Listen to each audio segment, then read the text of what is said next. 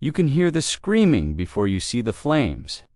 The smell reaches you first burning pitch, charred skin, something sweetly rotten that makes your throat close.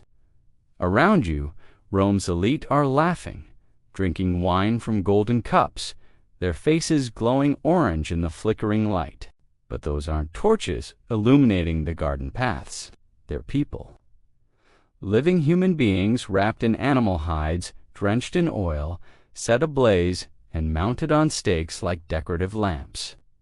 Their bodies twist and convulse as fire consumes them from the feet upward, slow enough that consciousness lingers, fast enough that mercy never arrives. And at the center of it all, reclining on silk cushions, watching with the detached curiosity of a theater critic, sits the emperor himself, smiling.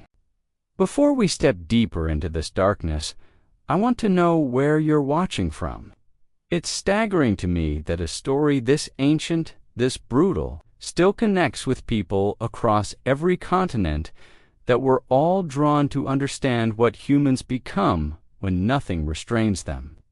This was Rome in 64 CE, 6 years into the reign of Nero, Claudius Caesar, Augustus Germanicus. The city had just burned. 9 days of uncontrolled fire had devoured 3 districts entirely and damaged 7 more. Rumors spread like smoke through the streets. The emperor had ordered it. He wanted space for his Domus Aurea, his golden house of palace, so massive it would swallow Rome's heart. Whether Nero truly started the fire remains uncertain, but what followed is not. He needed a scapegoat. He chose the Christians, a small, already despised sect, and then he didn't just execute them. He turned their deaths into art. Tacitus, writing decades later with barely concealed disgust, recorded what happened next. Christians were covered with the skins of beasts, torn by dogs and perished, or were nailed to crosses, or were doomed to the flames and burnt. But Nero's innovation wasn't in the methods, it was in the presentation. He didn't hide these executions in dungeons or carry them out at dawn in forgotten corners of the city. He staged them as evening entertainment in his private gardens, timing the ignitions so the burning bodies would light the pathways for his guests. Death became decor, suffering became ambience. What kind of mind conceives of this? Not the mind of a sadist acting in private frenzy, but of an emperor who believed spectacle was governance, who understood that terror becomes most effective when wrapped in theater. Nero had studied performance his entire life. He sang, he acted, he wrote poetry. He understood timing, atmosphere, the manipulation of an audience's emotions, and he applied those same principles to torture. His cruelty wasn't random, it was curated. When his mother Agrippina, the younger, the woman who had murdered and schemed to place him on the throne, became inconvenient, Nero didn't simply have her killed. First he tried collapsing the ceiling over her bed. When she survived, he sent her out on a sabotaged boat designed to fall apart at sea. When she swam to shore, he finally dispatched soldiers to finish the job, but not before she reportedly bared her womb and said, "Strike here, for this bore Nero." Even in his matricide, there was drama. He forced senators to commit suicide, but rarely quickly. He would accuse them of treason in public, watch them squirm through sham trials, then grant them the mercy of choosing their own death, typically by opening their veins in a warm bath while friends and family watched. The performance of control mattered as much as the control itself. Under Nero, the act of dying became a final test of Roman dignity, a last chance to entertain the emperor with your composure as your life bled out. But spectacle has limits. Fire can only burn for so long before the fuel runs out. Nero's reign collapsed in 68 CE when the military turned against him. Facing execution, he attempted suicide, but couldn't bring himself to complete it, reportedly whimpering, "What an artist dies in me." As a secretary helped him drive the blade home. Even in death, he saw himself as a performer, and perhaps he was right. The show he created, the fusion of state power with theatrical sadism, would echo through Rome's next century, a template for emperors who understood that fear, when properly staged, becomes more powerful than any law. Barely a generation separates Nero from Caligula, yet their cruelties felt entirely different. Where Nero orchestrated grand public spectacles, Gaius, Julius Caesar, Augustus, Germanicus, remembered by history as Caligula turned cruelty into a game of personal whim. His reign from 37 to 41 CE began with hope. Rome had endured the paranoid, reclusive Tiberius, and the young Caligula seemed like a fresh start. That optimism lasted months. Then something shifted.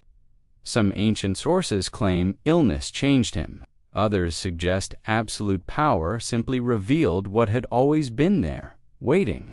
Suetonius records a phrase attributed to Caligula: "Let them hate me, so long as they fear me." Whether he actually spoke those words or not, they capture the architecture of his reign. Fear wasn't a consequence of his rule, it was the foundation. But Caligula's genius, if we can call it that, was in making fear unpredictable. Under Nero, you knew the rules. Don't criticize the emperor, don't threaten his image, stay invisible if possible. Under Caligula, there were no rules. Safety didn't exist. Loyalty meant nothing. You could be his favorite in the morning and dead by afternoon, and the transition would be marked by his laughter. He summoned senators to dinners, where the entertainment was watching him decide who would die. Sometimes he announced executions as jokes, waiting to see who laughed, then killing those who did or those who didn't. The arbitrariness was the point. During gladiatorial games, when the action slowed, he reportedly ordered entire sections of the crowd thrown into the arena to be torn apart by wild animals, not because they'd done anything wrong, because he was bored. His treatment of Rome's elite families became legendary for its psychological sadism. He would force senators to watch as he assaulted their wives, then publicly mocked the husbands' reactions. He required high-ranking officials to run beside his chariot for miles in their formal togas, watching them stumble and collapse from exhaustion. He declared himself a god and demanded worship, forcing the most powerful men in Rome to prostrate themselves before him in his temple. Those who hesitated found their families investigated for treason. Cassius Dio describes dinner parties where Caligula would suddenly order someone's execution mid-meal, have the body dragged away, and continue eating as if nothing had happened. Guests learned not to react. To show horror meant weakness. To show satisfaction meant complicity. To show nothing meant survival, but only until the emperor decided that indifference was its own form of disrespect. What's most disturbing isn't the violence itself. Rome had always been violent. It's the integration of cruelty into social performance, the way torture became indistinguishable from entertainment, punishment from play. Under Caligula, you didn't know if you were attending a banquet or your own execution. The two had merged into a single experience, and the emperor was the only one who knew which was which. His reign lasted just 4 years before his own Praetorian Guard cut him down in a palace corridor. They killed his wife and smashed his infant daughter's head against a wall, ensuring no heir remained. The violence that defined his rule consumed him in the end. But in those 4 years, he had demonstrated something terrifying, that absolute power doesn't need ideology or purpose. It can run purely on whim, and the machinery of state will adapt to serve it. If Nero and Caligula made cruelty loud, Domitian made it silent. Reigning from 81 to 96 CE, Titus Flavius Domitianus understood that terror doesn't always roar.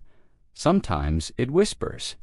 And sometimes the most effective torture is the kind that happens where no one can see. Domitian's Rome was a place of architectural grandeur and suffocating paranoia. His palaces were magnificent sprawling complexes of marble and gold, but they contained rooms that never appeared in any official records, rooms where senators would enter and never leave, rooms where questions were asked and answers extracted not through public trial, but through methods that left no witnesses. Under Domitian, the Roman state developed a secret machinery of suffering, efficient and invisible.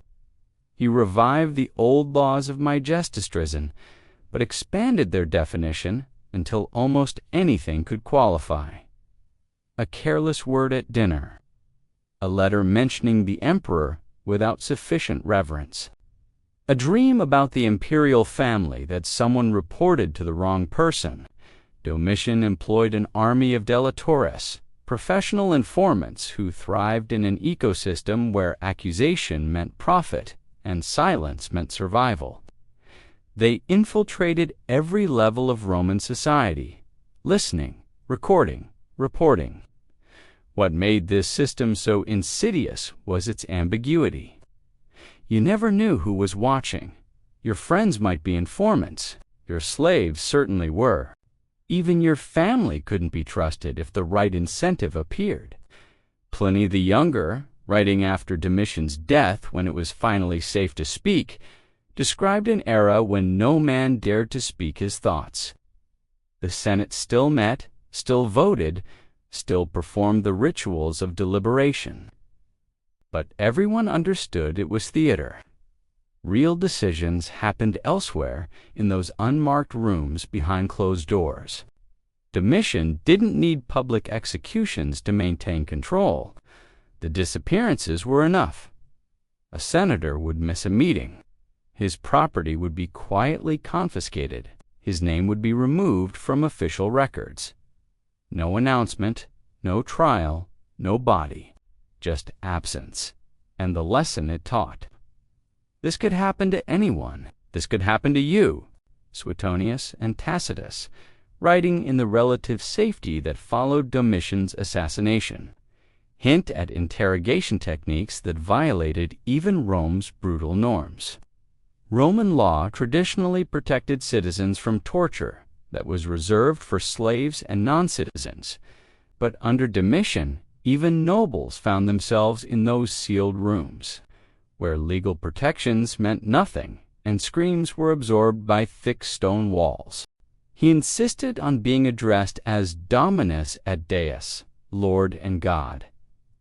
This wasn't Caligula's manic grandiosity. It was calculated, a systematic erosion of the boundary between emperor and deity, between political authority and absolute power. To refuse the title was treason.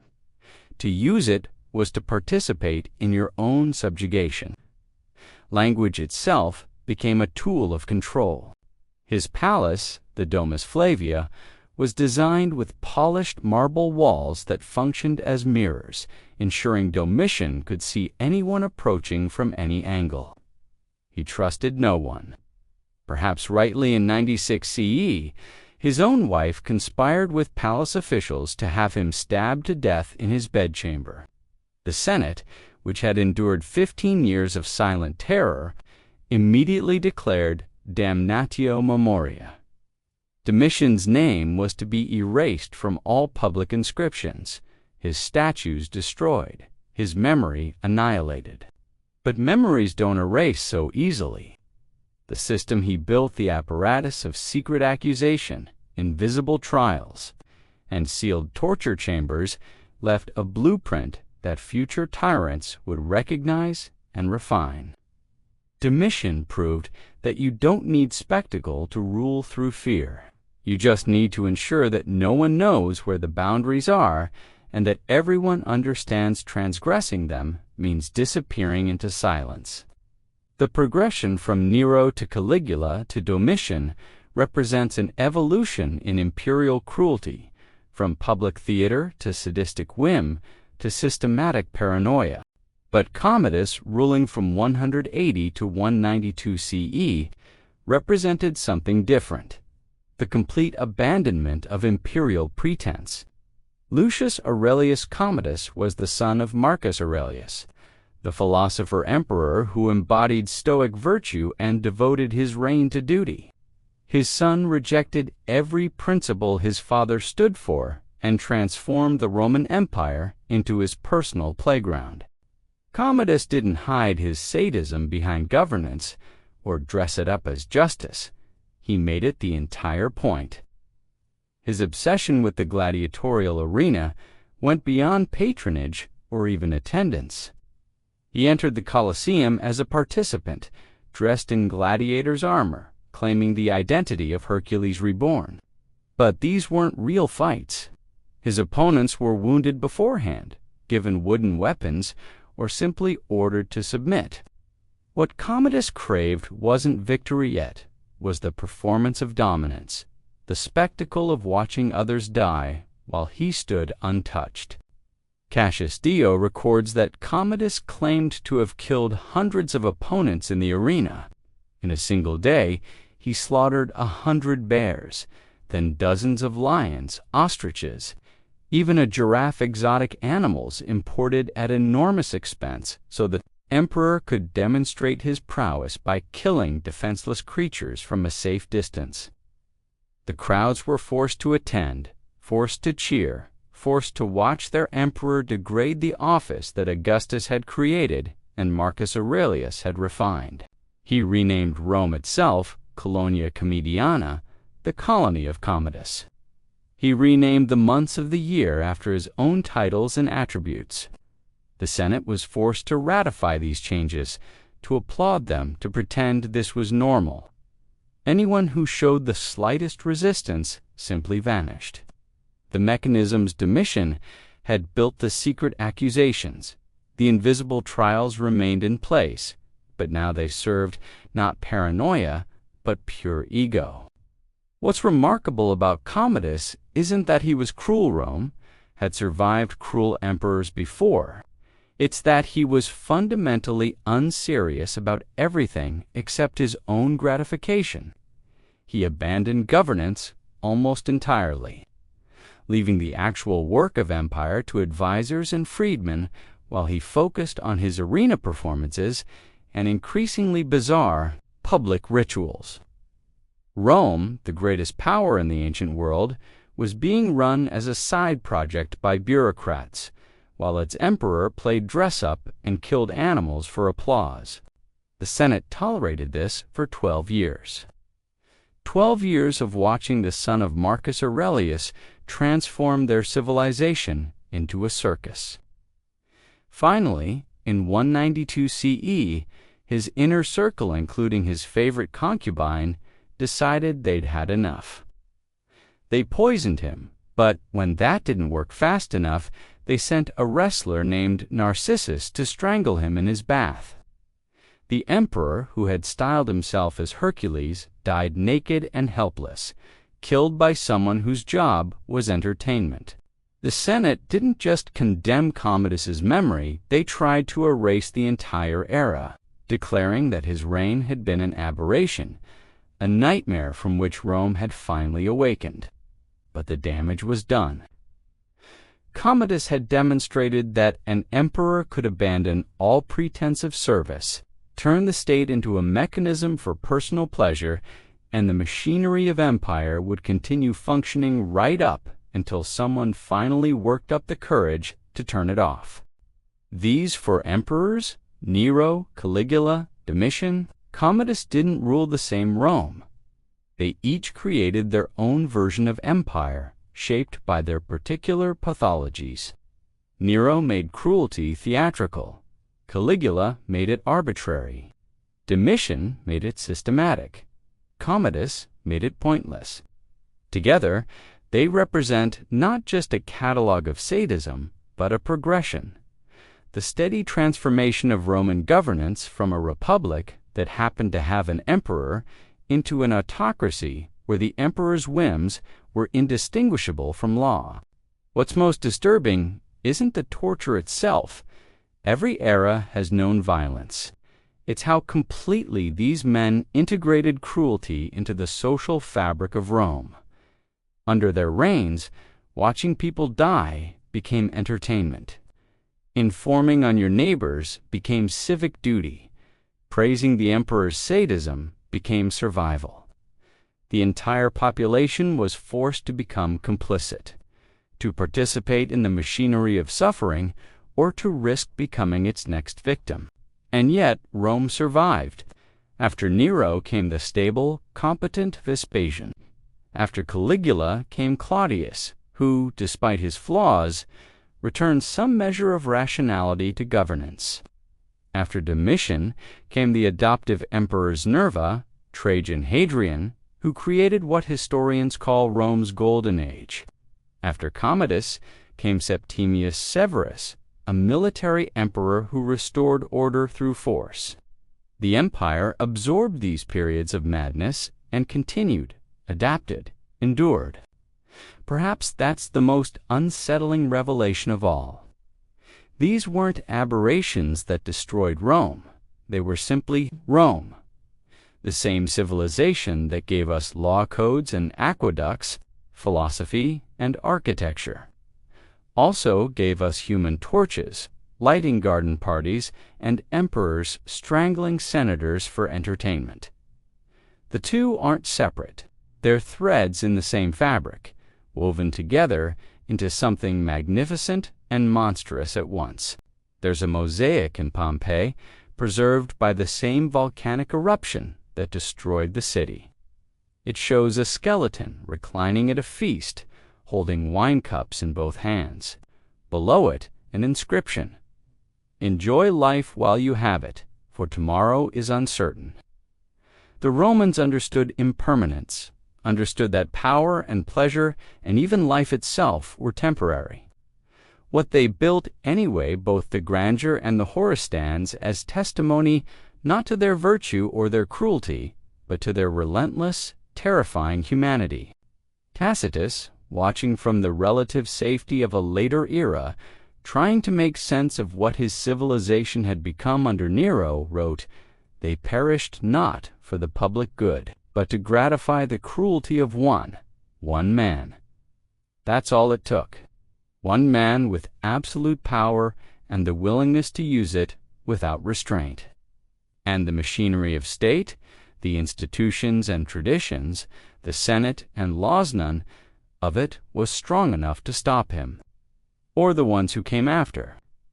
The flames in Nero's garden eventually went out. The bodies were removed. The guests went home. And Rome continued, carrying forward both the memory of what had happened and the knowledge that it could happen again. That's what empires built on absolute power always carry with them, not just the grandeur of what they create, but the shadow of what they're capable of becoming when the wrong person takes the throne. And in that shadow, even centuries later, we can still smell the smoke.